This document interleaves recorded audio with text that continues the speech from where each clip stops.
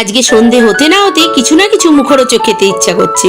কি করা যায় এই ভেবে ফ্রিজের মধ্যে দেখলাম কটা চিকেন আছে, তাহলে বানিয়ে ফেলি চিকেন আলুর কাটলেট। তবে মিক্সির বাটির মধ্যে চিকেনের কিছু কিমা আর দু চার কোয়া রসুন দিয়ে পেস্ট করে একটা বাটির মধ্যে তুলে নিয়েছিলাম। তার মধ্যে দিয়ে দিয়েছিলাম সেদ্ধ করে রাখা আলু আর পেঁয়াজ কুচি, লঙ্কা কুচি, ধনেপাতা কুচি, চাট মশলা, বিট নুন, নুন, মিট মশলা আর একটু কাসুরি মেথি হাতে করে ঘষে নিয়ে দিয়ে দিয়েছিলাম আর ভালো করে মাখিয়ে নিয়েছিলাম। তারপর হাতের মধ্যে একটু তেল নিয়ে দু হাত ভালো করে মাখিয়ে নিয়েছিলাম। তার মাখিয়ে রাখা আলু চিকেনটাকে হাতের সাহায্যে কাটলেটের আকার করে একটা শেপ দিয়ে দিয়েছিলাম।